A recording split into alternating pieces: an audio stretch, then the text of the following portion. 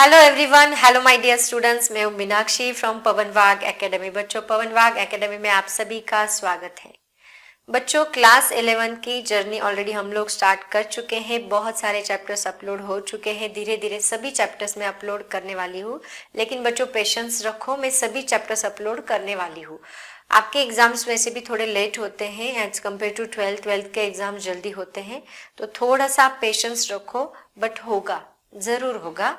आप बस जो वीडियो आएगा उसको आप लोग पढ़ाई करते चलो, उसके नोट्स निकालते चलो, बस दैट्स इट। आपके ऊपर भी बर्डन नहीं आएगा और धीरे धीरे आप लोग बराबर पूरा सिलेबस कंप्लीट करोगे। लेकिन हर एक टॉपिक को है ना डेप्थ से पढ़ो, एक एंट्रेंस के हिसाब से पढ़ो। 12th के लिए भी आपका बेसिक है, ये जो चल रहा है ये सब बेस है 12th का, तो उसके हिसाब से पढ़ना है आप सबको, ठीक है। और बच्चों, और एक बात मैं आपको बताना चाहती हूँ, आप सभी वीडियो शेयर करते चलो। हर बच्चे को पढ़ने का हक है, मैंने ऑलरेडी बताया आपको। जो बच्चे फीस पे नहीं कर सकते, ऐसे बच्चों के लिए ये वीडियोस बहुत ज़्यादा, इनफैक्ट बहुत ज़्यादा फायदेमंद है, क्योंकि मैंने हर एक टॉपिक को टच किया है, हर एक टॉपिक को मैंने कंप्लीट किया है, ताकि हर एक स्टूडेंट जिसकी लेवल कम होगी, मान लो किसी को बहुत ज़्यादा अंडरस्टैंडिंग में प्रॉब्लम होता है, बेसिक नहीं समझ में आता, तो उनको भी समझ में आएगा। इतना बेसिक से मैंने स्टार्ट किया है। तो मेरी बस यही इच्छा है कि हमारे महाराष्ट्र स्टेट बोर्ड का हर एक बच्चा पढ़ना चाहिए, हर एक बच्चे तक ये वीडियो शेयर होना चाहिए, बस इतनी ही इच्छा है। तो वो इच्छा आप लोग ही कंप्लीट कर सकते हो, इसीलिए मैं आप लोगों को रिक्वेस्ट करती हूँ कि प्लीज़ ये वीडियो ज़्यादा से ज़्यादा शेयर करते चलो, ठीक है। तो बच्चों स्टार्ट करते हैं आज का लेक्चर। आज का लेक्चर हमारा लॉज ऑफ मोशन का, जो कि बहुत ही ज़्यादा इम्पोर्टेंट चैप्टर है हमारे क्लास 11 का। लॉज ऑफ मोशन का पार्ट 3 आज हम लोग स्टार्ट करने वाले हैं बच्चों। इसके ऑलरेडी 2 पार्ट्स अपलोड हो चुके हैं, तो ये लेक्चर देखने से पहले मैं आपको बताऊंगी कि इसके प्रीवियस लेक्चर ज़रूर देखें। और वैसे भी अगर आपने नहीं देखा है तो कोई बात नहीं, इसमें हम लोग एक नया टॉपिक आज स्टार्ट करने वाले हैं जिसका नाम है फोर्सेस। तो स्टार्ट करते हैं आज का लेक्चर बच्चों, लेकिन उसके पहले मैं आपको बता दूं, पवन वाग एकेडमी का ऐप भी है, उसको जरूर डाउनलोड करें। इस ऐप में आपको सभी वीडियोस मिल जाएंगे, ठीक है। सभी प्लेलिस्ट अवेलेबल है, सभी वीडियोस आपको मिल जाएंगे। तो बच्चों आज हम लोग टॉपिक स्टार्ट करने वाले हैं, जो कि हमारे चैप्टर का टॉपिक नंबर 4.5 है।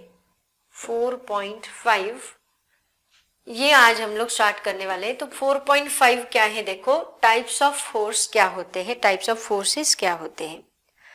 वैसे देखा जाए बच्चों, फंडामेंटल फोर्सेस में बाद में बताऊंगी आपको, आपकी बुक में उन्होंने डायरेक्टली फंडामेंटल फोर्सेस स्टार्ट किए हैं, वो तो मैं लेने ही वाली हूँ। लेकिन इसके अलावा भी बहुत सारे फोर्सेस होते हैं, वो भी आपको पता होने जरूरी है। जैसे कि मान लो यहाँ पे मान लो कोई ऑब्जेक्ट रखा है, तो आपको पता होगा, मान लो ये ऑब्जेक्ट यहाँ पे रखा है, तो इस ऑब्जेक्ट के ऊपर जो सरफेस होता है बच्चों, वो सरफेस हमेशा, वो तो उसकी तो मैं बाद में बात करूंगी, फिलहाल जो आपको पता है, देखो इस ऑब्जेक्ट के ऊपर डाउनवर्ड डायरेक्शन में हमेशा उसका वेट एक्ट होता है ना। डाउनवर्ड डायरेक्शन में वेट इज इक्वल टू कितना होता है, m/g। जैसे कि क्योंकि डाउनवर्ड डायरेक्शन में हमेशा कौन सा फोर्स एक्ट हो रहा है, यहाँ पे ग्रेविटेशनल फोर्स एक्ट हो रहा है, उसी को हम ग्रेविटेशनल फोर्स भी कहते हैं। इसका मतलब ये फोर्स तो यूनिवर्स में, इसी के बारे में हम लोग आज बात भी करने वाले हैं, डिटेल में इसकी कैरेक्टरिस्टिक पढ़ेंगे, इसका फॉर्मूला पढ़ेंगे। ऑलरेडी आप लोग ये टॉपिक जो है ग्रेविटेशनल फोर्स 9th-10th में भी पढ़ चुके हो, अभी मैं उसको थोड़ा सा लेने वाली हूँ, ठीक है। तो ग्रेविटेशनल फोर्स हर एक चीज के ऊपर, ये फोर्स हमेशा कहाँ लगेगा, डाउनवर्ड डायरेक्शन में ही लगेगा। मान लो ये जो ब्लॉक है, ये जिस सरफेस के ऊपर हमने रखा है, ये सरफेस हमेशा इस ब्लॉक के ऊपर एक फोर्स लगाता है, जिसका नाम है नॉर्मल रिएक्शन फोर्स। तो बच्चों नॉर्मल रिएक्शन फोर्स हमेशा कैसे लगता है, हमेशा ऊपर की डायरेक्शन में लगता है। हमेशा कैसे, नॉर्मल रिएक्शन फोर्स, ये अपवर्ड डायरेक्शन से तो लगेगा ही, reaction, normal reaction force, normal reaction force ये अपवर्ड डायरेक्शन में लगता है बच्चों, और ये हमेशा परपेंडिकुलर ही होता है। एक बात याद रखनी है आपको, वेरी इंपॉर्टेंट, ये हमेशा परपेंडिकुलर रहेगा। मतलब कैसे बताओ, जैसे कि यहाँ पे मान लो ये डंडी मैंने ऐसे पकड़ ली है ना, फनी लग रहा है थोड़ा सा, बट आपके लिए ये अंडरस्टैंडिंग के लिए मैं कुछ भी करूंगी, नो प्रॉब्लम। देखो ये मैंने डंडी ऐसे पकड़ ली, एक मिनट मैं इसको ठीक से पकड़ती हूँ। ये डंडी, ये क्या है हमारा नॉर्मल रिएक्शन फोर्स। अगर मैं ऐसी हो जाऊं तो नॉर्मल रिएक्शन इधर हो गया, अगर मैं ऐसी हो जाऊं सीधे तो नॉर्मल रिएक्शन इधर, अगर मैं ऐसी हो जाऊं तो नॉर्मल रिएक्शन, मतलब जैसे मैं मूव कर रही हूं वैसे नॉर्मल रिएक्शन भी मूव हो रहा है बच्चों, समझ में आया? इसका मतलब नॉर्मल रिएक्शन जो है वो सरफेस के हिसाब से खुद को एडजस्ट कर लेगा। देखो नॉर्मल रिएक्शन, मान लो मैंने ये सरफेस को ऐसे कर दिया, ये जो सरफेस मैंने ऐसे रखा था ना, इसको मैंने ऐसे कर दिया, तो क्या होगा? देखो ये ब्लॉक जो है इसके ऊपर नॉर्मल रिएक्शन अभी ऐसे लगेगा, इस डायरेक्शन में लगेगा। इसका मतलब नॉर्मल रिएक्शन खुद को एडजस्ट कर रहा है बच्चों, लेकिन यहाँ पे ये जो वेट है वो खुद को एडजस्ट नहीं करेगा, इसमें बहुत ज्यादा एटीट्यूड है। वो बोलेगा तू कहीं पे भी जा, बट मैं तो यहाँ से हिलूंगा नहीं, मैं हमेशा डाउनवर्ड ही लगने वाला हूँ। इसका मतलब इसका जो वेट है वो इसको ऐसे नहीं करेगा, वेट क्या करेगा? खुद को ऐसे डाउनवर्ड डायरेक्शन में ही लगाएगा। मतलब वेट जो है वो कभी भी सरफेस के हिसाब से, ब्लॉक के हिसाब से खुद को चेंज नहीं करता, वो हमेशा डाउनवर्ड लगता है। नॉर्मल रिएक्शन जो है वो सरफेस के हिसाब से खुद को एडजस्ट कर लेता है। समझ में आया बच्चों? तो ये दो फोर्सेस हो गए, और भी बहुत सारे फोर्सेस है, जैसे कि फ्रिक्शनल फोर्स। मान लो इस ब्लॉक को मैंने मोशन दे दी, फ्रिक्शन फोर्स वैसे आगे जाके हमें पढ़ना है डिटेल में, इसको मैंने फोर्स लगा दिया, तो फोर्स लगाने के बाद ब्लॉक इधर जाएगी, तो सरफेस क्या करेगा? उसके ऊपर फ्रिक्शनल फोर्स लगाएगा, और फ्रिक्शनल फोर्स हमेशा कहाँ लगेगी? मोशन के अपोजिट फ्रिक्शनल फोर्स लगेगी।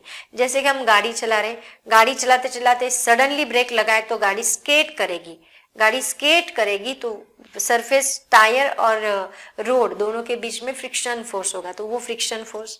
नॉर्मल रिएक्शन है, फ्रिक्शनल फोर्स है, एयर रेजिस्टेंस है, बहुत सारे फोर्सेस है बच्चों। तो ऐसे बहुत सारे फोर्सेस अवेलेबल है, तो इन्हीं फोर्सेस के बारे में हमें पता होना चाहिए। और तो और टेंशन, स्ट्रिंग का फोर्स, मान लो एक स्ट्रिंग मैंने ली, यहाँ पे एक स्ट्रिंग लिया, इस स्ट्रिंग को मैंने एक ब्लॉक कनेक्ट किया, मास कनेक्ट किया, तो ऑब्वियसली इस मास के ऊपर फोर्स लगेगा। वो फोर्स हमेशा कहाँ लगेगा बच्चों? वो फोर्स होता है, इसको कहा जाता है टेंशन। ये स्ट्रिंग का जो होता है वो क्या होता है? टेंशन। तो टेंशन कैसे निकालना है? देखो एग्जाम का टेंशन तो हम पढ़ाई करके ही निकाल सकते हैं बच्चों, उसको दूसरा कोई टेंशन निकालने का तरीका नहीं है। टेंशन आ रहा है, पढ़ाई कर लो, टेंशन निकल जाएगा, कोई बात नहीं। लेकिन ये टेंशन अलग है, ये टेंशन हम लोग कैसे फाइंड आउट करेंगे? देखो क्या करना है, ये टेंशन निकालने का तरीका बहुत आसान है। क्या करो, जिस ब्लॉक का आपको टेंशन निकालना है, जिस स्ट्रिंग का आपको टेंशन निकालना है, उस स्ट्रिंग पे बैठ के क्या करो, छाता खोल दो। मतलब देखो यहाँ स्ट्रिंग का टेंशन मुझे निकालना है, मैं स्ट्रिंग के बेड पे छाता खोल दिया। कौन सी साइड में? जिस साइड में स्ट्रिंग है उस साइड में छाता खोल दो। तो अगर मैंने यहाँ पे बैठ के छाता खोला तो छाता किधर जाएगा? ऊपर। तो टेंशन हमेशा टूवर्ड्स द सपोर्ट लगता है, ये बात आपको याद रखनी है, ठीक है? तो ये टेंशन एक फोर्स है। आगे जाके फ्री बॉडी डायग्राम जब मैं बताऊंगी ना, उसको आप लोग बहुत अच्छे तरीके से समझोगे तो समझ में आ जाएगा, कोई बात नहीं। तो ये सभी फोर्सेस है, लेकिन ये सभी फोर्सेस अभी हमें इसकी जरूरत नहीं है, इसको मैं बाद में बताऊंगी। फिलहाल आज तो मैं आपको टाइप्स ऑफ फोर्सेस जो बताने वाली हूँ वो कौन से, आपको बहुत बेसिक पढ़ना है, इतना डिटेल में पढ़ना ही नहीं है। एंट्रेंस के लिए ये डिटेल में होता है, उस हिसाब से मैं लेती हूँ। तो अभी आपको बोर्ड के लिए क्या पढ़ना है पता है क्या? टाइप्स ऑफ फोर्सेस में हमें बस फंडामेंटल फोर्सेस का स्टडी करना है। कौन से? फंडामेंटल फोर्सेस, उनकी कैरेक्टरिस्टिक्स, उनके टाइप्स, उनके डेफिनेशन, उनके एग्जाम्पल्स, बस इतनी बातें हमें यहाँ पे पढ़नी है। तो बच्चों 4 टाइप्स के फंडामेंटल फोर्सेस होते हैं। फंडामेंटल फोर्सेस कितने टाइप्स के होते हैं? 4 टाइप्स के होते हैं। पहला होता है ग्रेविटेशनल फोर्स, जो कि हर एक बच्चा जानता है, हर किसी को पता है ग्रेविटेशनल फोर्स क्या होता है, उसका फॉर्मूला क्या होता है, एटसेट्रा एटसेट्रा, ये सभी बातें आपको पता है, ग्रेविटेशनल फोर्स। उसके बाद सेकंड है इलेक्ट्रोमैग्नेटिक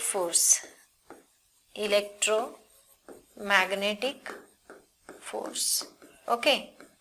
देन थर्ड है strong nuclear force, strong nuclear force, and then fourth है weak nuclear force, weak nuclear force.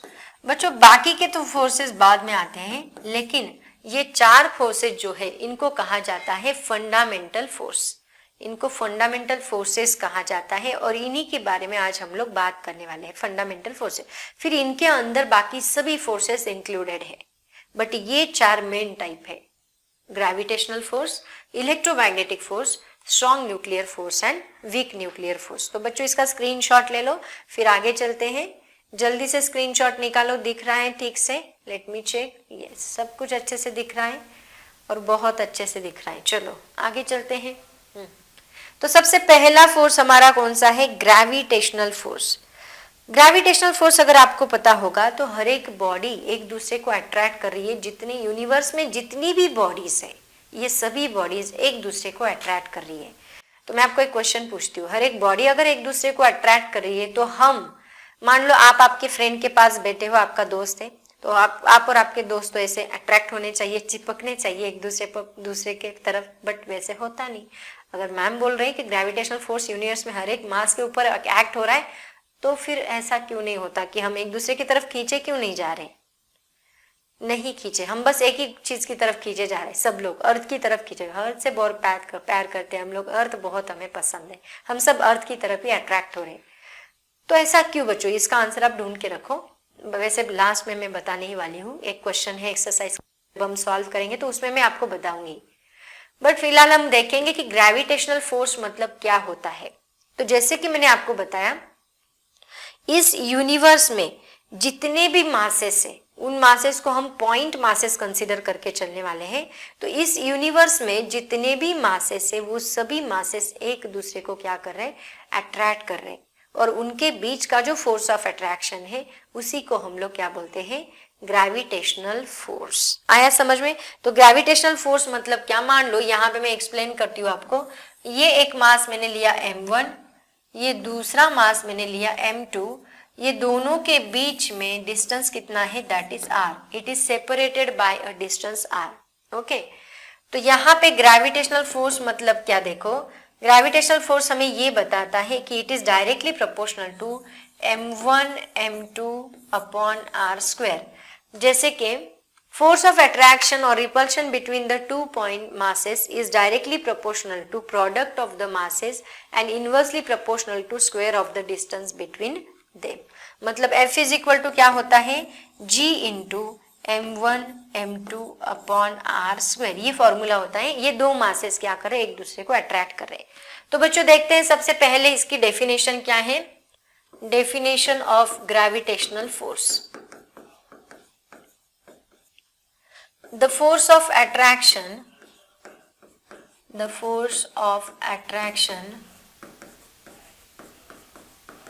between two point masses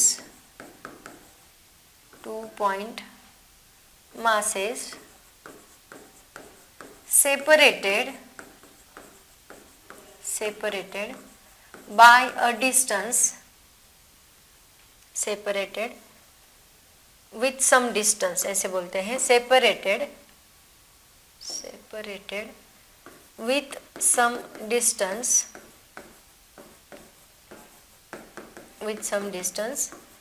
called as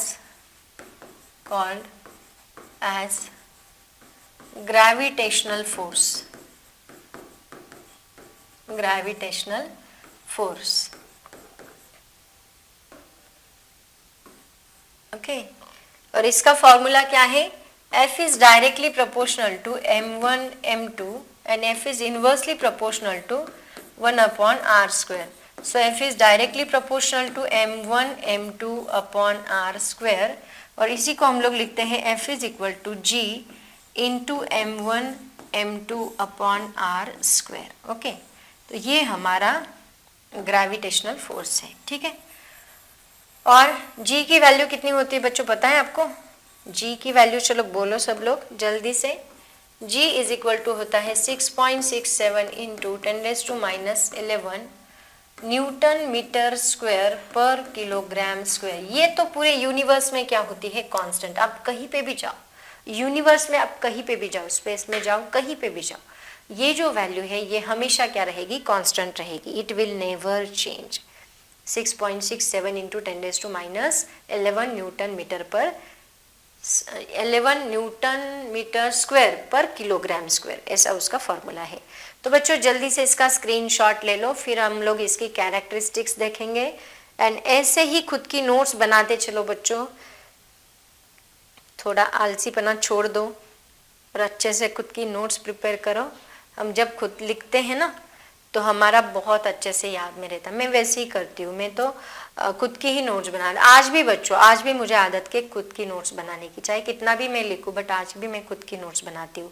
तो ऐसे खुद की नोट्स बनाते चलो।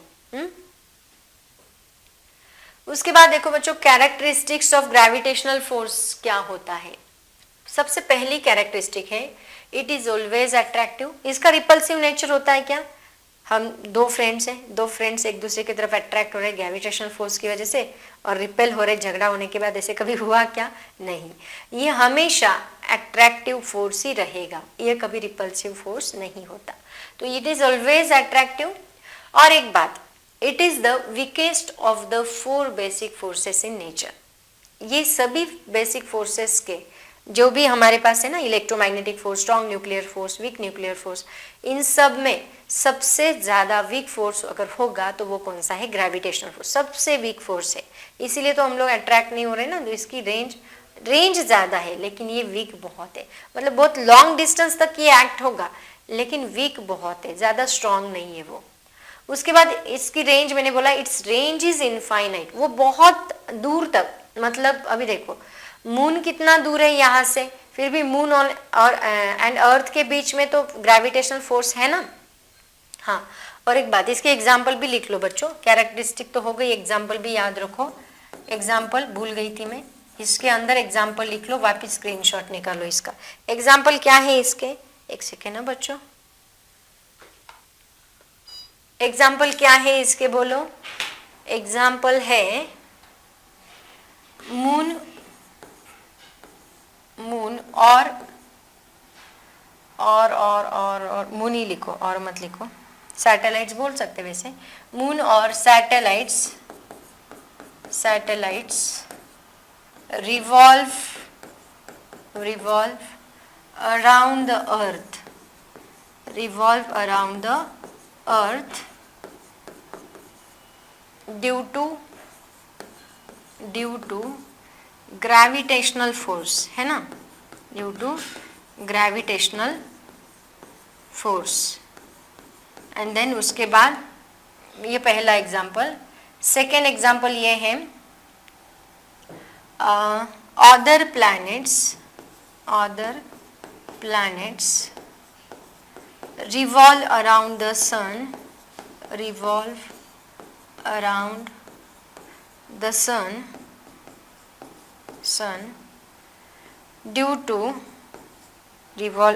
sun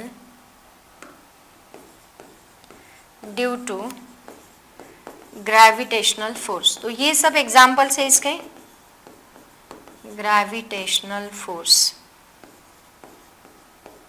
ओके, ये उसके एग्जाम्पल। इसका वापस से स्क्रीनशॉट निकालो बच्चों, एंड देन हम लोग ये देखते हैं। अभी इट्स रेंज इज इनफाइनाइट तक हुआ था, it is always attractive, it is the weakest of the 4 basic forces in nature, it's range is infinite and structure of the universe is govern by this force.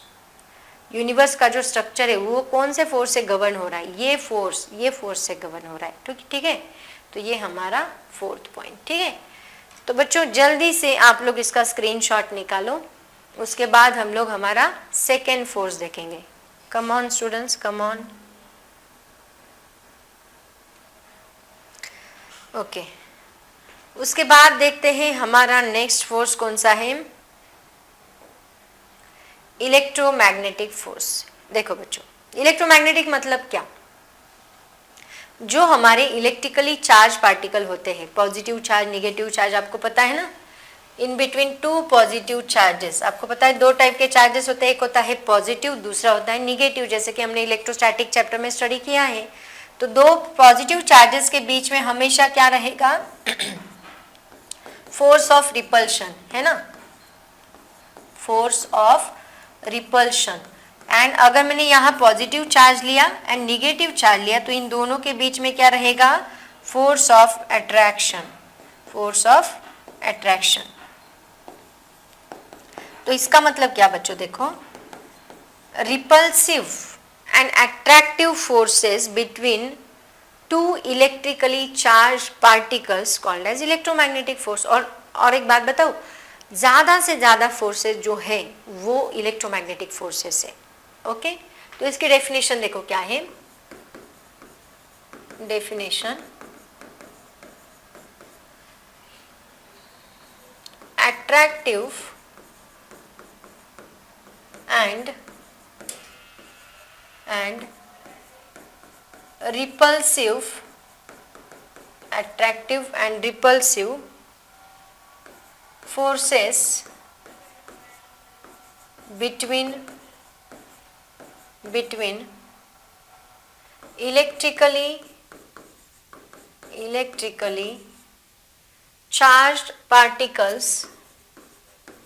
electrically charged particles, called as electromagnetic force,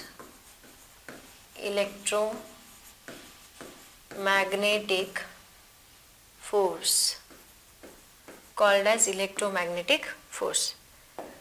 Attractive and repulsive forces between electrically charged particles called as electromagnetic force. अब देखो इसके example कौन से है बच्चों, बोलो। इसके example है फ्रिक्शनल फोर्स,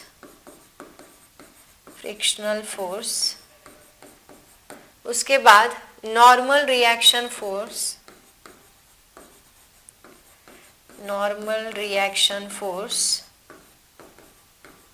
देन और कौन सा है? Frictional force, normal reaction force, और बहुत सारे, tension force, tension in the string, याद नहीं आ रहे लेकिन बहुत सारे फोर्सेस है इसके अंदर।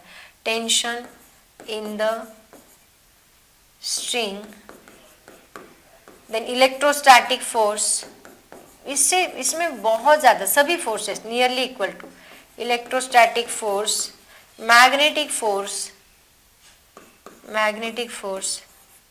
तो ये सभी बच्चों, मैग्नेटिक फोर्स, ये सभी है ना इलेक्ट्रोमैग्नेटिक फोर्सेस के अंडर आते हैं। बहुत सारे फोर्सेस, यूनिवर्स के मैक्सिमम फोर्सेस इलेक्ट्रोमैग्नेटिक फोर्सेस के हैं। उसकी वजह से जो ऑब्जेक्ट बनता है due to the force of attraction between the molecules. Okay, तो ये सभी फोर्सेस इसके अंडर आ रहे हैं। इसका स्क्रीनशॉट ले लो, फिर इसकी कैरेक्टरिस्टिक देखते हैं हम लोग।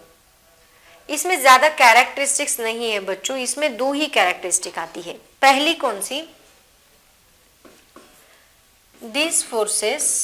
दिस फोर्सेस आर अट्रैक्टिव और रिपल्सिव। ये एक तो अट्रैक्टिव भी हो सकते हैं या फिर रिपल्सिव भी हो सकते हैं। अट्रैक्टिव और रिपल्सिव इन नेचर। ओके, और एक बात, जो वीक न्यूक्लियर अपना ग्रेविटेशनल फोर्स है ना, वो बहुत ही वीक होता है, लेकिन ये जो फोर्स है, कौन सा? इलेक्ट्रोमैग्नेटिक फोर्स जो है वो स्ट्रॉन्ग होता है as compare to gravitational force. It is second, ये दो ही कैरेक्टरिस्टिक आती है इसके अंदर। इट इज स्ट्रॉन्गर फोर्स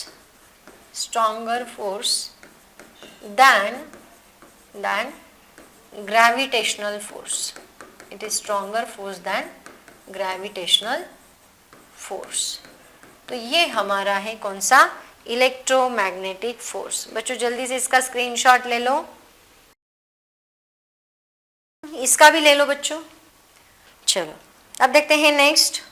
ये हो गया इलेक्ट्रोमैग्नेटिक फोर्स एंड हाँ, अब देखते हैं स्ट्रॉन्ग न्यूक्लियर। थर्ड फोर्स हमारा कौन सा है? पहला हो गया ग्रेविटेशनल फोर्स, फिर हो गया इलेक्ट्रोमैग्नेटिक फोर्स, देन हो गया स्ट्रॉन्ग न्यूक्लियर फोर्स, नहीं हुआ, अब मैं लेने वाली हूँ। देखो बच्चों, हमें पता है कि हमारा जो न्यूक्लियस होता है, एटम, अब एटम से रिलेटेड है ये, हमें पता है एटॉमिक स्ट्रक्चर कैसे है, उसके सेंटर पार्ट में होता है न्यूक्लियस, उसके पास 3 सब एटॉमिक पार्टिकल्स होते हैं, कौन से, इलेक्ट्रॉन,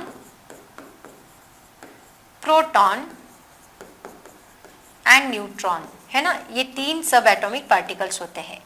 इलेक्ट्रॉन के ऊपर चार्ज होता है निगेटिव, प्रोटॉन के ऊपर चार्ज होता है पॉजिटिव, एंड न्यूट्रॉन तो न्यूट्रल होता है, लेकिन इसके ऊपर चार्ज है बच्चों, इसके ऊपर चार्ज होता है, लेकिन इसके पास number of positive charge and number of negative charge दोनों इक्वल, दोनों होते हैं इसके पास। बहुत सारे स्टूडेंट बोलते हैं कि ये न्यूट्रल है, मतलब इसके ऊपर कोई भी चार्ज नहीं है, बराबर है, इसके ऊपर कोई भी चार्ज नहीं है, लेकिन कैसे नहीं है, क्योंकि उसका पॉजिटिव चार्ज और उसका निगेटिव चार्ज ये दोनों भी क्या होते हैं, इक्वल होते हैं। बहुत इंपॉर्टेंट बात, जब हम लोग स्ट्रक्चर ऑफ एटम पढ़ेंगे ना, रेडियो एक्टिव डीके पढ़ेंगे ना, उसमें ये बातें बहुत ज़्यादा इंपॉर्टेंट है बच्चों। आगे 12th में, अभी 11th में आपको होगा structure of atom and nuclear, उसमें ये बहुत ज़्यादा इंपॉर्टेंट है। तो इलेक्ट्रॉन्स के पास निगेटिव चार्ज है, प्रोटॉन के पास पॉजिटिव चार्ज है, न्यूट्रॉन न्यूट्रल है, इसका मतलब उसके पास नंबर ऑफ पॉजिटिव चार्ज है, नंबर ऑफ नेगेटिव चार्ज दोनों भी क्या होते हैं, इक्वल होते हैं। तो ये जो हमारा न्यूक्लियस है वो क्या कंसिस्ट करता है, वो प्रोटॉन एंड न्यूट्रॉन कंसिस्ट करता है, लेकिन इसके अंदर नंबर ऑफ प्रोटॉन से नंबर ऑफ न्यूट्रॉन जो है वो उनके अंदर फोर्स ऑफ अट्रैक्शन होता है। तो वो जो फोर्स ऑफ अट्रैक्शन है that is the strong force of attraction, उसकी वजह से तो वो अंदर है, वो स्ट्रॉन्ग फोर्स ऑफ अट्रैक्शन है, उसी को कहा जाता है स्ट्रॉन्ग न्यूक्लियर फोर्सेस। मतलब क्या, a strong force which binds protons and neutrons, ये वर्ड क्या है यहाँ पे, न्यूट्रॉन्स, वो स्पेलिंग मिस्टेक हो गया है, neutrons, neutrons that means nucleons, ये दोनों को कंबाइन करके क्या बोला जाता है, nucleons. Together in the nucleus of an atom is called as strong nuclear force. क्या, the strong force which binds the protons and neutrons in the nucleus, nucleus के अंदर इन दोनों को कंबाइन करके रखने वाला, बाइंड करके रखने वाला जो स्ट्रॉन्ग फोर्स है उसको कहा जाता है स्ट्रॉन्ग न्यूक्लियर फोर्स। ऑब्वियसली ये फोर्स सबसे ज्यादा रहेगा बच्चों as compare to gravitational force and as compare to electromagnetic force, ये जो फोर्स है ये बड़ा है, ठीक है। तो इसकी कैरेक्टरिस्टिक्स देखो क्या आती है, इसकी कैरेक्टरिस्टिक्स, सबसे पहले it is very strong attractive force. Obviously ये कौन सा फोर्स है यहाँ पे, स्ट्रॉन्ग अट्रैक्टिव फोर्स है, रिपल्सिव नहीं है, नहीं तो ये दोनों एक जगह पे रहते नहीं, एक दूसरे को धक्का मार देते, बाहर निकाल देते, बट ये एक ही जगह पे है, इसका मतलब अंदर है तो एक दोनों को पकड़ के रखे हैं, तो अट्रैक्टिव फोर्स है obviously. Then it is a short range force of the order of 10⁻⁻14। हाँ, लेकिन ग्रेविटेशनल फोर्स जैसे हमने देखा कि वो कितने भी डिस्टेंस पे चाहे ऑब्जेक्ट उसको अट्रैक्ट कर लेता है, लेकिन ये जो है बहुत ही शॉर्ट रेंज फोर्स है। शॉर्ट रेंज मतलब कम डिस्टेंस। ऑब्वियसली बच्चों एटम इतना छोटा है, एटम के प्रोटॉन न्यूट्रॉन इतने छोटे हैं, तो उनके अंदर कम डिस्टेंस पे ही ये फोर्स एक्ट होगा। तो 10⁻14 मीटर मतलब पता है कितना, जीरो के पहले देखो, अगर मैं 10⁻² मीटर लिखूँ ना तो इसका मतलब क्या, 1 के पहले 2 जीरोज होते हैं, 0.01 ऐसे उसका मीनिंग है। अगर मैं 10⁻³ लिखूँ और 0.1 वैल्यू मैं आपको बता दी, 0.1 वैल्यू कितनी होती है बच्चों, आपकी स्केल के ऊपर जो एक लाइन होती है ना वो 0.1 की होती है, 0.1 सेंटीमीटर की, है ना, ये एक लाइन 0.1 सेंटीमीटर की होती है।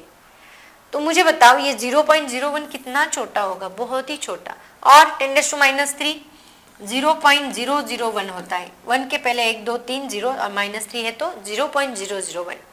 तो -14 सोचो कितना होगा, 0. उसके बाद 13 0 एंड देन 1, बहुत ही छोटा है बच्चों, ये बहुत ही छोटा फोर्स है। मतलब इसकी जो रेंज है ना, और इससे ज़्यादा रेंज पे वो एक्ट नहीं कर सकेगा, लेकिन इतनी रेंज पे वो बहुत स्ट्रांग होता है, ठीक है। तो ऐसा होता है हमारा स्ट्रॉन्ग न्यूक्लियर फोर्स, ओके। तो स्ट्रॉन्ग न्यूक्लियर फोर्स, लेकिन रेंज इसकी बहुत कम है, कितनी है, it is nearly equal to 10⁻14, बहुत कम है। And it is charge independent, बराबर है।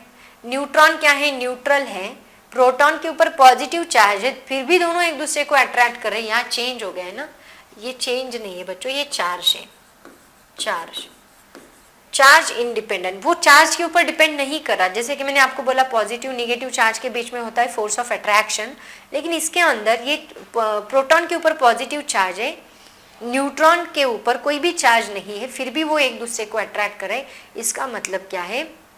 It is charge independent. Okay, तो ये कुछ कैरेक्टरिस्टिक्स है बच्चों, ज़्यादा कैरेक्टरिस्टिक्स नहीं है, बहुत कम कैरेक्टरिस्टिक्स है। जल्दी से इसका स्क्रीनशॉट ले लो। देखो, characteristics of strong nuclear force हो गया। अब बात करते हैं वीक न्यूक्लियर फोर्स की। वीक न्यूक्लियर फोर्स मतलब देखो अभी क्या होता है, स्ट्रॉन्ग तो हो गया, अब वीक का मतलब क्या होता है। देखो बच्चों, यहाँ पे मैं थोड़ा सा है ना स्ट्रक्चर ऑफ एटम में आपको एक्सप्लेन करना चाहती हूँ। स्ट्रक्चर ऑफ एटम में एक कॉन्सेप्ट है, देखो रेडियो एक्टिव डिके मतलब क्या होता है, थोड़ा सा एक्सप्लेन करती हूँ, ज़्यादा नहीं, क्योंकि ये बहुत अपने आप में बड़ा टॉपिक है, उसको उतना डिटेल में हमें पढ़ने के लिए टाइम चाहिए। इतना टाइम अभी मैं दे नहीं सकती आपको इस चैप्टर में, नहीं तो हमारा लॉज ऑफ मोशन रह जाएगा। ये अपने आप में एक बहुत ही बड़ा टॉपिक है, बट मैं थोड़ा इंट्रोडक्शन आपको बताती हूँ। तो रेडियो एक्टिव डिके मतलब क्या होता है कि कोई भी एटम के सेंटर में कौन होता है? न्यूक्लियस। न्यूक्लियस के सराउंडिंग क्या रिवॉल्व करते हैं? इलेक्ट्रॉन्स रिवॉल्व करते हैं, लाइक दिस, है ना। और ये न्यूक्लियस जो है इसके अंदर प्रोटॉन एंड न्यूट्रॉन होते हैं और यहाँ पे होते हैं इलेक्ट्रॉन्स। तो होता ये है बच्चों कि मान लो बहुत सारे नंबर ऑफ एटम्स वहाँ पे अवेलेबल है, तो न्यूक्लियस क्या करेगा? अनस्टेबल हो जाएगा, एटम अनस्टेबल होगा, और एटम अनस्टेबल होने की वजह से वहां से कुछ रेज बाहर निकलते हैं। अनस्टेबल न्यूक्लियस खुद को स्टेबल करने के लिए कुछ रेज बाहर निकालता है। तो वो रेज जब बाहर निकलते हैं, वो कौन से रेज होते हैं पता है आपको? इससे कुछ रेज बाहर निकलते हैं, तो वो कौन से होते हैं? अल्फा, बीटा एंड गामा, ऐसे कुछ, या ये अल्फा बीटा पार्टिकल है एंड गामा रेज होते हैं। तो ऐसे कुछ पार्टिकल्स इसके अंदर से बाहर निकलते हैं। तो इनके बीच में ये जो इंटरएक्शन है, फोर्स ऑफ इंटरएक्शन हम लोग इसको बोल सकते हैं, बिटवीन दिस सब एटॉमिक पार्टिकल्स। ये प्रोटॉन न्यूट्रॉन क्या है? सब एटॉमिक पार्टिकल्स। तो इनके बीच में जो फोर्स ऑफ इंटरएक्शन है उसी को हम लोग क्या बोलते हैं? Week nuclear forces. ये टॉपिक बहुत बड़ा है बच्चों। अल्फा बीटा क्या होते हैं, उनसे उनकी रिएक्शंस, उनसे जुड़ी हुई न्यूक्लियर बाइंडिंग एनर्जी, ये सभी चीज़ें हैं ना, मैं आपको 12th में डिटेल में पढ़ाऊंगी। फिलहाल बस आप इतना, रेडियो एक्टिव डिके ये एक बहुत बड़ा टॉपिक है, इसके लिए सेपरेट चैप्टर है, तो तब मैं आपको पढ़ाऊंगी। बस फिलहाल इतना याद रखो, कोई भी एटम स्टेबल होने के लिए न्यूक्लियस में से कुछ रेडिएशंस निकालता है, अल्फा बीटा गामा उससे बाहर निकलते हैं, उसी को डिसइंटीग्रेशन कहा जाता है और उसी को हम लोग बोलते हैं रेडियो एक्टिव डिके। तो इनके बीच का जो फोर्स ऑफ अट्रैक्शन है between subatomic particles which results a radioactive decay is called as weak nuclear forces. तो इसकी डेफिनेशन मैं आपको बताती हूँ। डेफिनेशन देखो क्या है इसकी definition.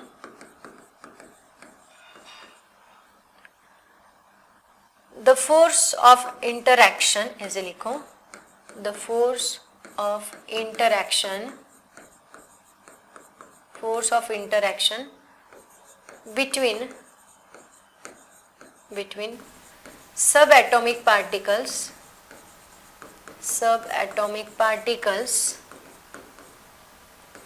of an atom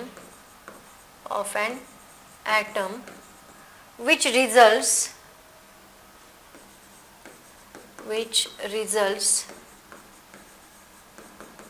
in radioactive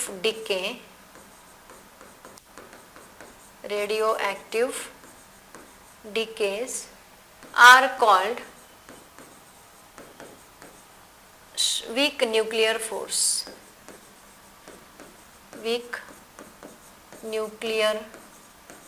force. Okay, तो ये है इसकी डेफिनेशन, स्क्रीनशॉट ले लो। अब ये भी तो शॉर्ट रेंज फोर्सेस ही रहेंगे, ऑब्वियसली ये भी न्यूक्लियस के अंदर है, लेकिन इसके